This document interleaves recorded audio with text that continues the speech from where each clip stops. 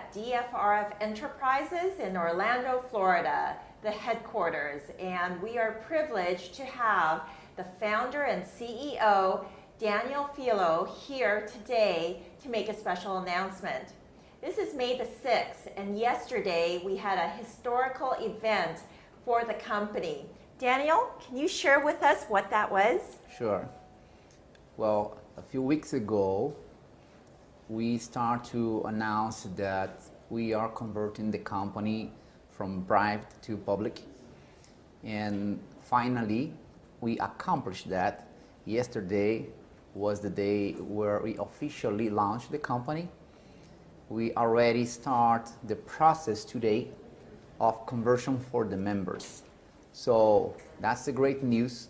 Official public company to benefit and to deliver everything that we promised a few weeks ago regarding this transition from private to public. That's wonderful. Can you maybe share with us, as a member, how will people receive notification about the conversion process and what actually happens? Starting today, we are sending by email and also mail a document.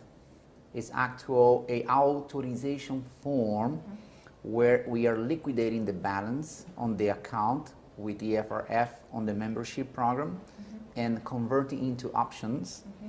And during the process that we are estimating to finish this month, and that's why we already choose the date on June 3rd, is the limited date, is the time frame for us, June the 3rd, to finalize the entire conversion. So we have a few weeks, and the members are going to receive by email and also by mail. If they are unable to receive physical communication, after 2 weeks, we are contacting them by phone. We are doing every single possible way to communicate with them because we need the authorization form signed by the members in order to convert from private investment, private participation as a member into a option.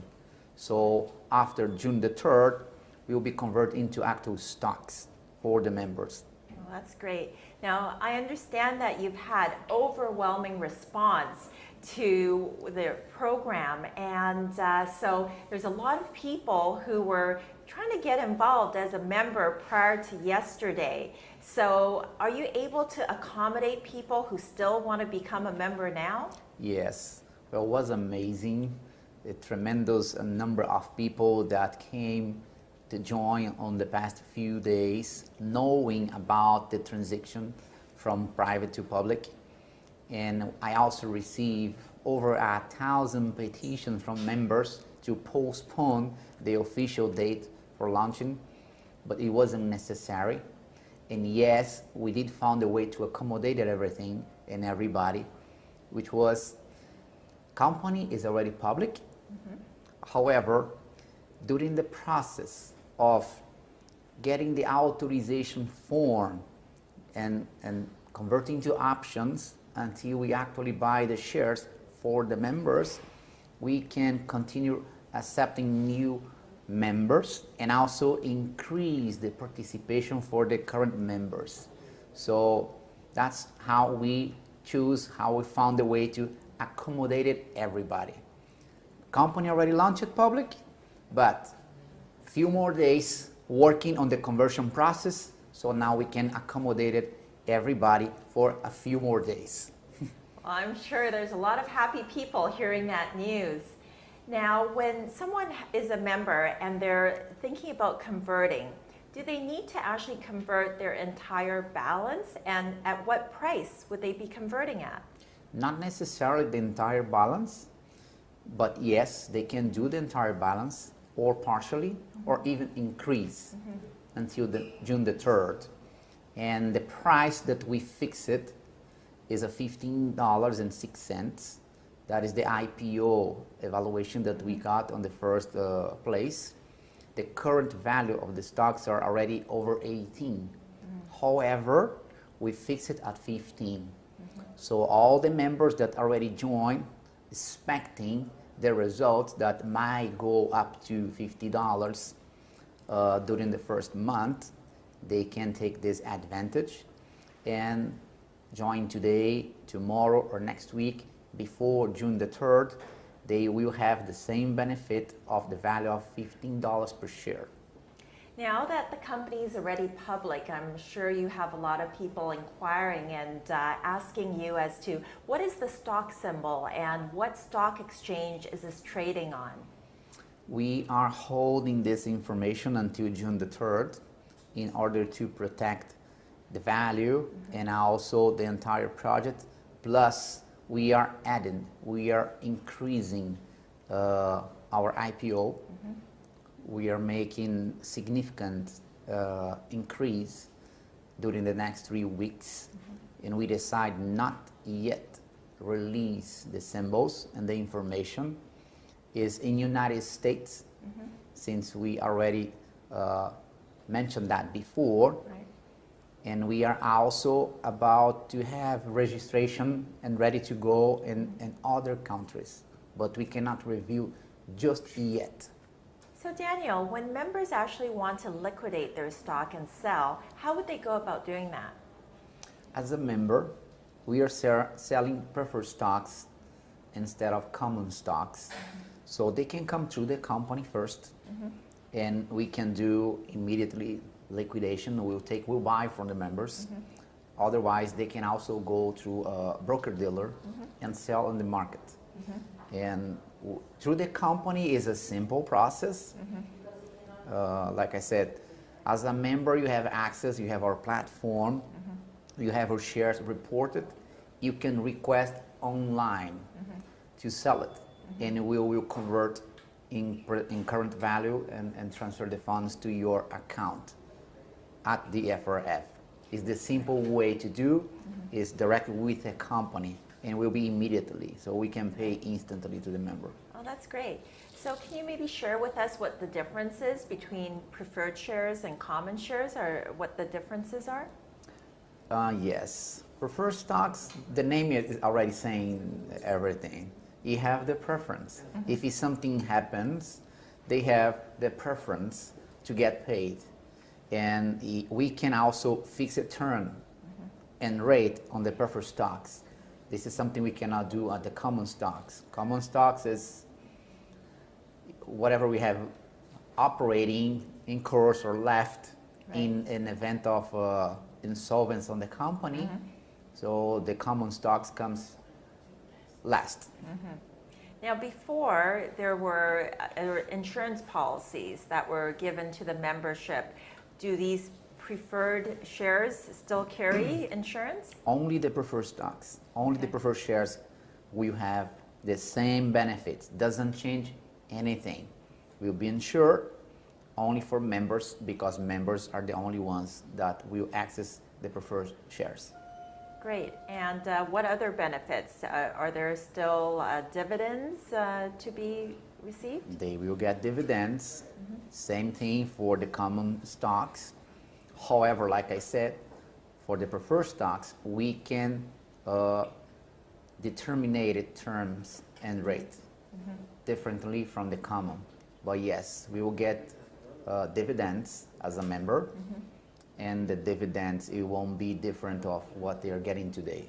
That's wonderful.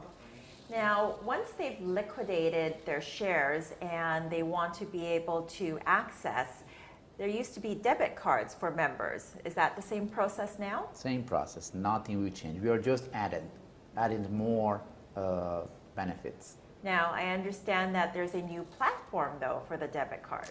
Yes, we do have. We had a certain level of difficulty on restrictions, limitations on withdrawing and purchasing for the original debit card we had, and we decide to replace. We search in the market for over 100 credit card processors to see if we can accommodate it under the necessity of all the members. We couldn't find one that is designed to our program, so finally we choose to purchase one.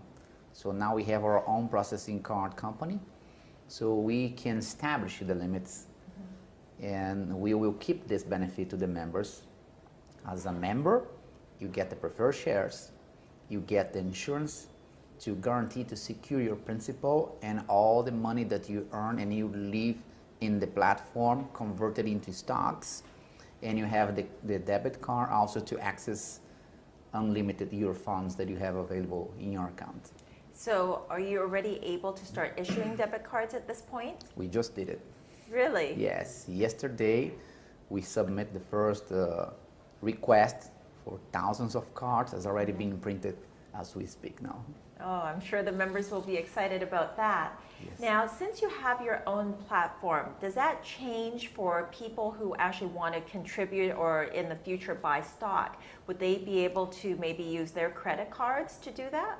Yes, this is something, another option that we are adding to our new platform.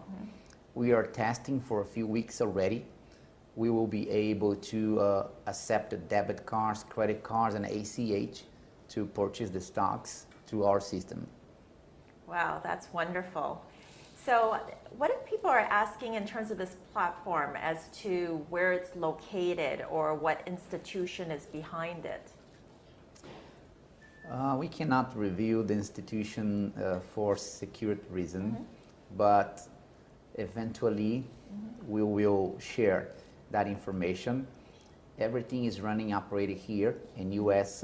territory, Right. so regulated by the U.S. securities. So we have nothing to be concerned about it. But for internal decision, we prefer not to share what financial institution is behind of the credit cards. So now as a public company, you will be doing the regular filings to the Securities Exchange. So essentially all of the assets of the company, the cash flow, the profits, that will all become public knowledge, will it not? That is correct. So people were searching on the past few weeks Yes. about DFRF symbol. They won't be able to find it because that's not the symbol, and we Right. did that intentionally to protect and to secure. But very soon, everybody will see through the symbol. They will be able to search and identify all the numbers, the research, what we are doing, what we have, how much we are producing. All the numbers will become public. It's already public. So we are not sharing yet the symbol until we finalize the conversion process, June the 3rd. Well, I think this will be of great help because from what I understand, a lot of members are interested in what you have to offer. But of course, there's always a level of skepticism in terms of this just sounds too good to be true. So this will be a way that people can actually do their due diligence and actually find out true information about the company, is it not? You're correct. We have over 100,000 people already registered today. So I believe that we have over 100,000 people that already did the research, including financial institutions, thousands of attorneys, including Justice Department in more than one country. So, but going public like we are now, and after we review the symbol, people will be able to fulfill and to eliminate it, all the questions, all the doubts they have, because the information, we cannot lie, numbers are there, and we are regulated. There is no way for them to get confused on the numbers. Now, you were speaking earlier about insurance. I would think that for an insurance company to actually agree to insure the contributions or purchases of stock from your membership, that they must have done a great detailed level of due diligence on your company. Can you maybe share with us that process that the insurance company went through?